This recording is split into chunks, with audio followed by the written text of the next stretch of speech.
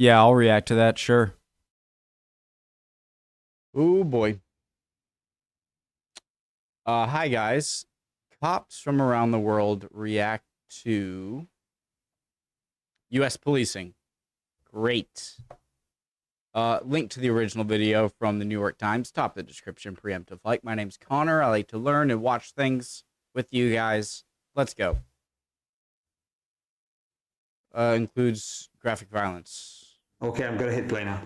It's the first moment when we can clearly see that Floyd is face down on the ground, with 3 officers applying pressure to his neck, torso, and legs. That's a murder. It was.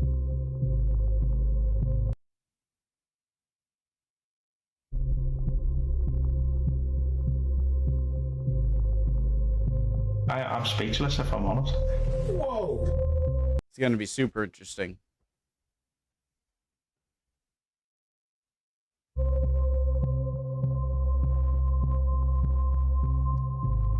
Germany, Georgia, Canada, UK, Italy. It's absolutely unacceptable.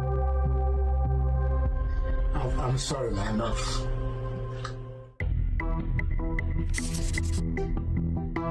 Hours of training required in the United States versus the job. For a barber, 1,300 hours. It's 3,500 hours for being a plumber. I would hope that police officers are getting a little more than what a barber gets. And maybe towards where the lawyer is. Whoa! 647. I wish they would put like a flag at the top right, just so I can tell which one is from where. In Germany, I trained 3 years. We have practical and theoretical training. In Northern Ireland, we're not just taught the legal side, we're taught how to use and think on our feet as well. And it's those skills that make you a better police officer. It also doesn't help that America's policing system is fragmented to the point of farce, with around 18,000 different forces. 18,000? 18,000 sets of rules, policies, regulations, and 18,000 levels of accountability. Here in Canada, we have 141. In the UK, we have got 43. In Italy, there's basically only 2. We have 17. I will never complain about that anymore, since there is a country that has 18,000.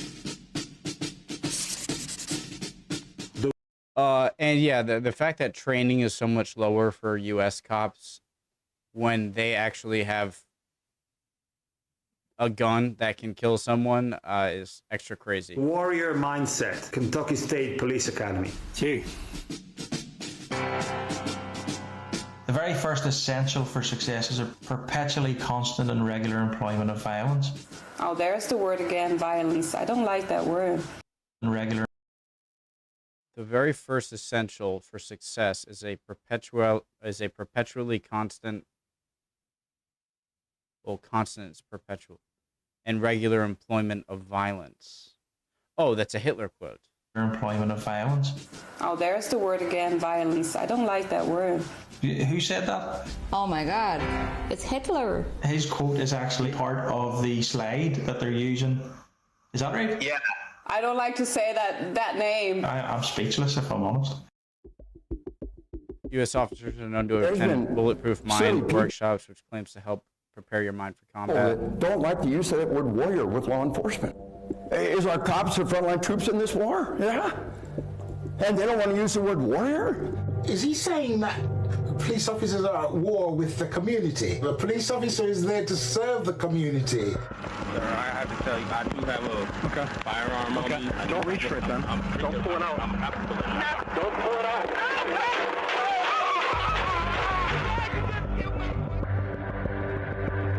All we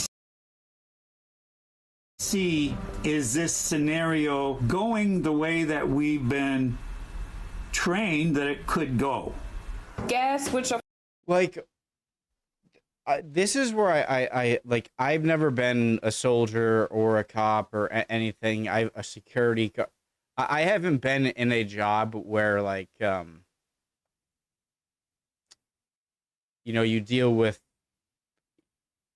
people who could potentially hurt you, and so I'm hesitant to say, but why not this? I mean, pepper spray is so incredible incredibly effective, right? I mean, it's you're getting the person for sure. They're even if they have a gun, they're reaching for a gun. Pepper spray them, and it's weird to say like it's like if I were to talk to a soldier who like he had to kill like people in World War, like talking to a soldier and be like, hey, like I don't know what it's like to be a soldier, but for a cop where it's the job isn't like a military objective, it's like it's a job that society makes so that there are some people that can enforce laws and help people out. What's wrong with pepper spray? I get that taser doesn't always work because it like if someone has clothing on or whatever, but have like a taser and pepper spray, and then if there is a guy in a a shoot, like there's a guy that has a gun and there are cops around them, obviously have your gun out, right? Don't like have your long range pepper spray, but I get that you have to protect the safety of the officer, and people in America have a lot of guns, but saying that is implying that your job isn't to protect people. It's so that you can go home safe, regardless of the damage or help you did. So I think a sacrifice in the officer's safety might be worth getting the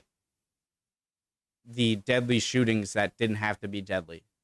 Again, pepper spray, something like that for close range. If it's far away and they might be a threat, they might have a gun, yeah, point your gun at them and tell them to drop it. And if they continue to point it and don't, I get certain situations in America you have to shoot, but there's got to be a lot of times where like incapacitating them with pepper spray would do it. Like in that situation right there, where it's like, oh, I have a gun, officer. We didn't get to see inside the car, so I can't tell exactly if whatever. But at that point, if he does keep reaching where you don't want to, and he might be flustered, just pepper spray. Yeah, you might mess up everyone's eyes and everyone in the car, but at least someone isn't gonna die. All we see is this scenario going the way that we've been trained that it could go. I'm not saying cops shouldn't have guns in America, by the way. I'm not saying that. I think they have to. Americans have a lot of guns, and it's very easy to get guns, okay? So Guess which of the following images are U.S. soldiers in Iraq and which are police officers in American cities? I'm gonna guess that is American City. I'm gonna say all of them are American cities. Okay. Maybe this one's Iraq. No. This looks like a movie scene. This is like someone who's like a sniper at the top of an important government building, as could this guy. He could be, I guess, SWAT or something. I'm gonna guess it's a trick question, and all four are. All of them, I think, are soldiers. I think number 2 and 4 are militaries. Oh! I'm so smart. They're all police. I wonder why she thought that 2 and 4 were military. She thought 2 was military, but 3 was police. Like the only difference is this guy's looking in the scope. Militaries. Oh! They're all police. They're all police. Oh, shit. For several nights. I'm too cynical. You can't get me on the trick questions. This week, this was Ferguson, Missouri. Policing is very dangerous work, but police officers are not warriors. I police in Northern Ireland, have done for 21 years. I still, to this day, have to check under my car for a bomb being underneath my car. And even then, I still do not see myself as a warrior. I'm happy that our police officers have got the sense to be able to talk to members of the public and realize that they're servants of the public and not an occupying force.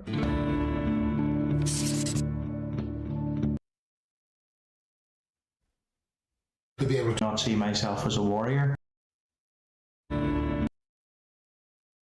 Yeah, you shouldn't be seen as a warrior, and that Kentucky thing or whatever it was, being like you're a warrior, that's just like manly, like get pumped up, and that can lead to stupid stuff.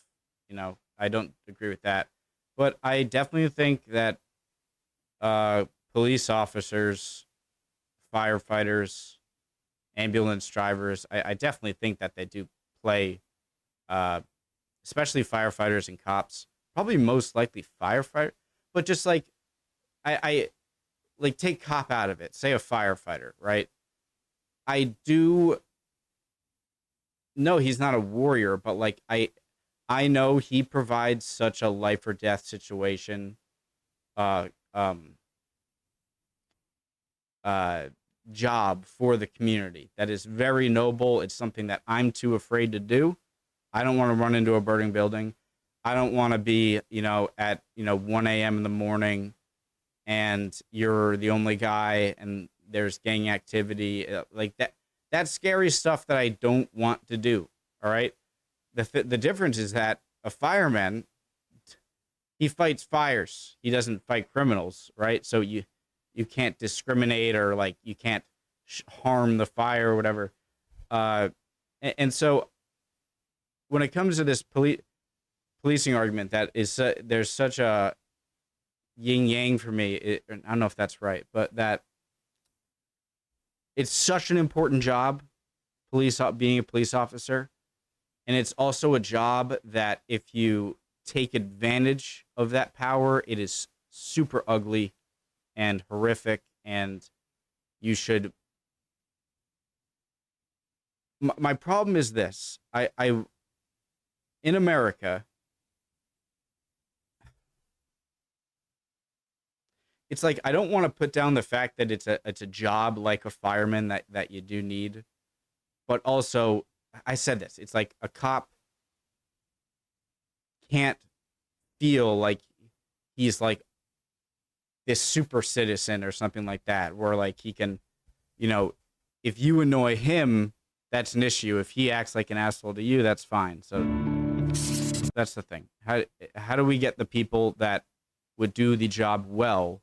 And are there enough people that can do the job well and are willing to possibly die? So cops accused of stealing over $225,000 can't be sued thanks to qualified immunity.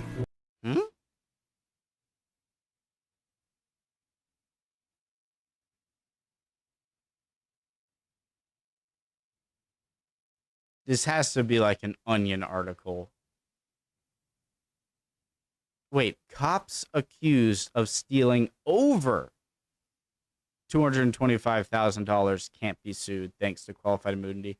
A court has ruled that officers did not have enough information to know whether or not stealing violates the Constitution. This can't be. What is this? What? There are a few things. All right, if this is true,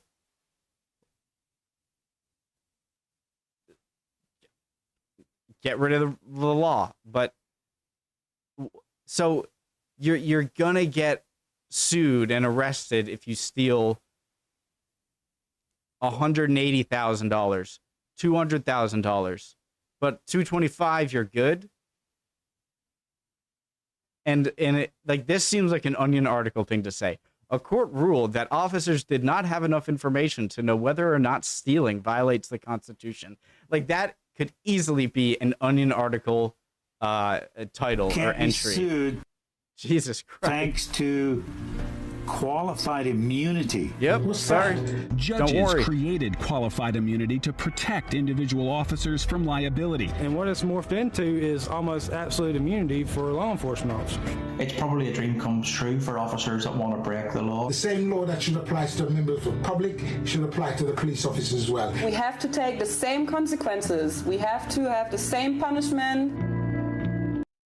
So if I'm a cop, I can go into a bank, rob 250 grand, and just walk out, and I get out, and it's like, no, you're good. But if I steal 220, unlike the U.S., many countries have independent bodies to hold police accountable. That's the thing. I think that ties back a lot to the U.S. And its state origin. You know, like states' rights. Everyone, you know, agreed they didn't want the British around. They wanted, you know, independence. But they clearly didn't all agree that one of them like should make the rules, and so I'm sure that led to laws in different states that are very different. And you know, America had to be like, all right, yeah, or like when I say America was this, so fine, and then so now you have a lot of different laws depending on states, and then within states you're gonna have different laws depending and traditions, depending on, you know, your district or whatever. Yeah, so I'm sure that's a lot of the reason why cops are able to get away with a lot of things, is that original independence from the, you know, states wanting to make their own laws and a lot of things led to this happening, I guess. And so you gotta curb that in order to have some amount of clear, unobscured justice. We have the Special Investigations Unit. We have the Office of the Independent Police Review Directorate. I used to be the chief of the police academy in Georgia, and also I used to be the chief of Ukrainian National Police. They were both very corrupted, and it was a huge legacy from the Soviet Union. In Georgia, we disbanded entire traffic police. We fired 15 to 20,000 police officers. And what are they? Is Georgian a language, or do they speak a Slavic language, or like a Turkic sort of language, or is Georgian just a language? Ukraine, it was the same. Reforms in the law enforcement system were so vital. You have accountability in front of the citizens. I'm sorry, The Soviet National Police, they were both very corrupted, and it was a huge legacy from the Soviet Union. In Georgia, we disbanded entire traffic police. We fired 15 to 20,000 police officers. And Ukraine, it was the same. After the Soviet Reforms in the law enforcement system were so vital. You have accountability in front of the citizens. Research suggests that black people are about 3 times more likely to be killed by police than white people. So you agree that there may be systemic racism? I don't agree that there's systemic racism in the police. Of course there is. Early in the 90s, in the UK, a young man called Stephen Lawrence was murdered.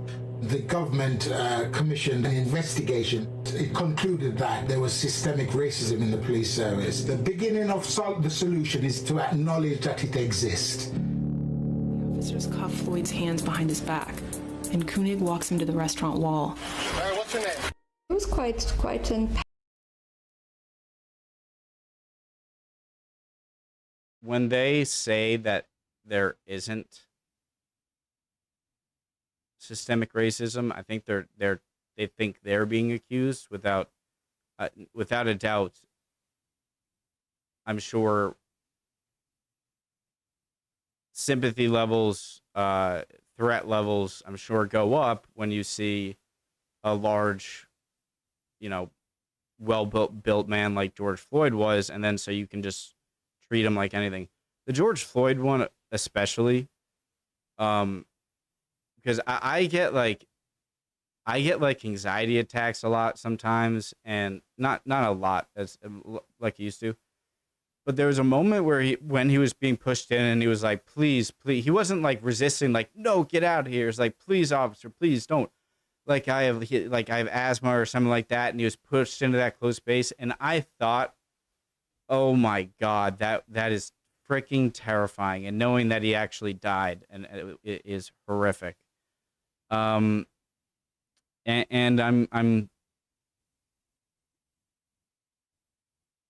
I think they can argue, they're going to argue statistics, or when they go into black neighborhoods, there's more gang activity. And so if they see a black guy, then he might be in a gang. And so they're trying to justify racism for, this is again what it comes down to.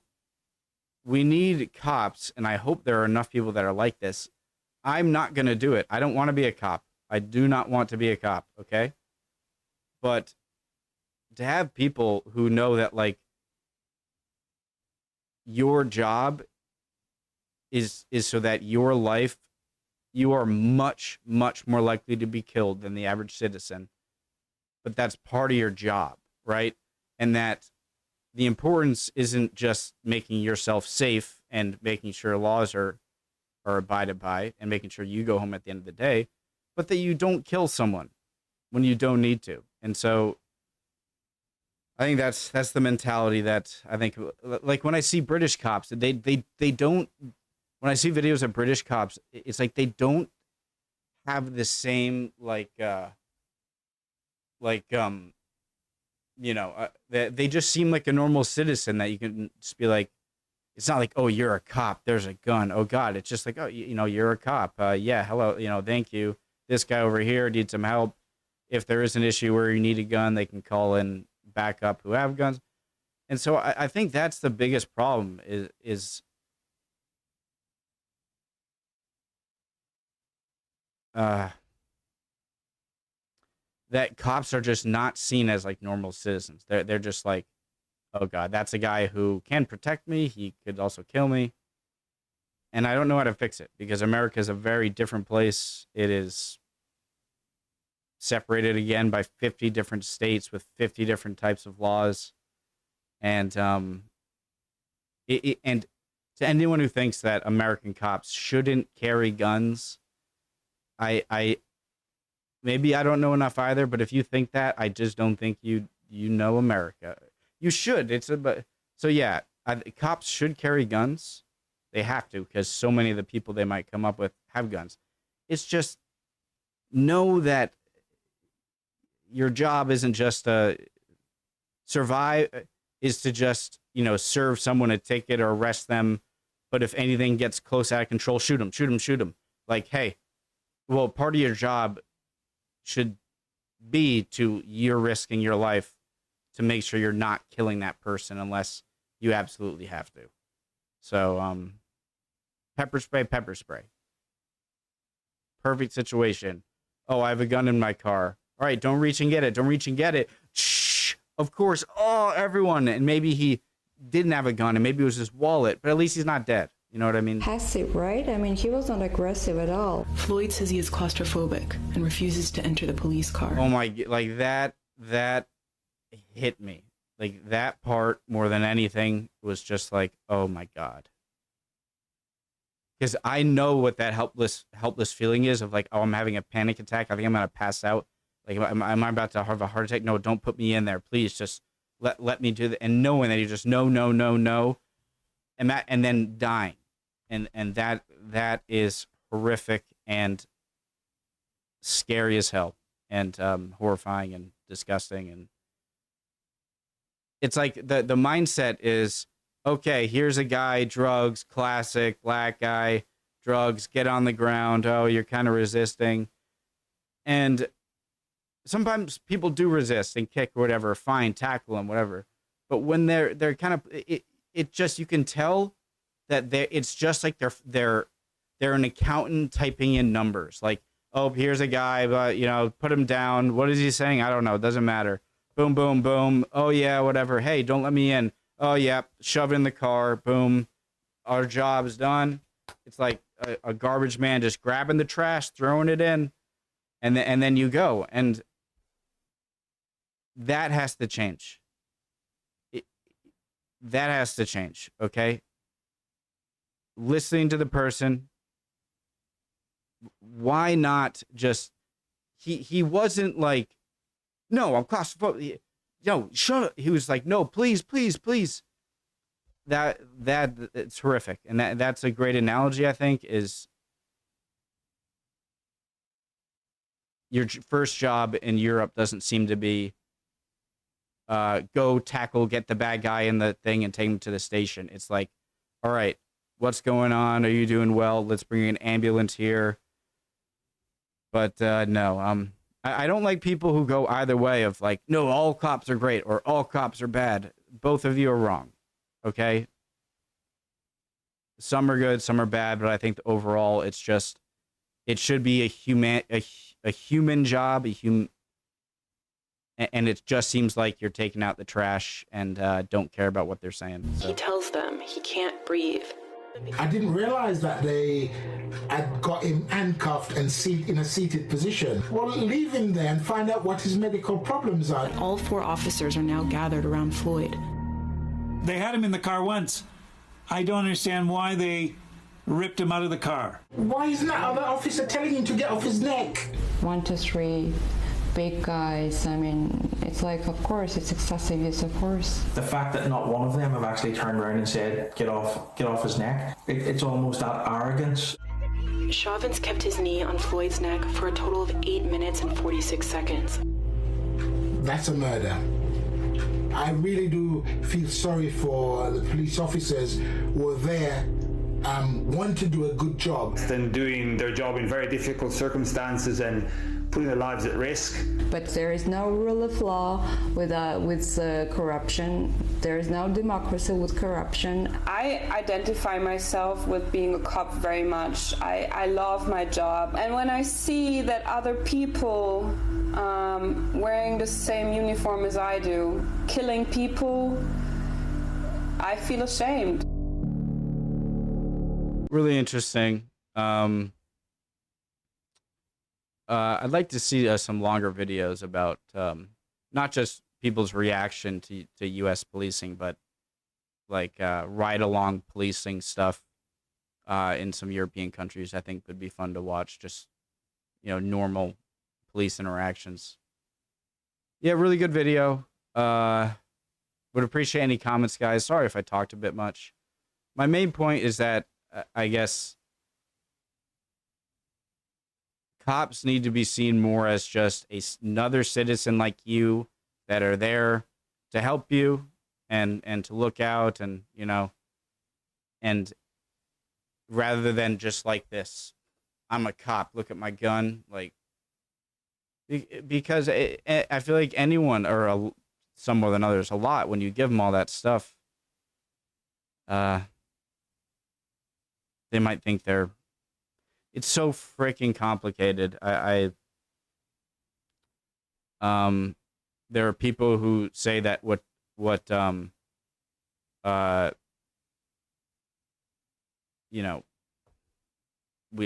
police should go. Other people say what happened to Derek Chauvin was completely fine. It was his own fault, drug addict. And others say, like, get rid of the police department. Classic. No, neither of those. You can't get rid of the guns, though. That's the problem. That's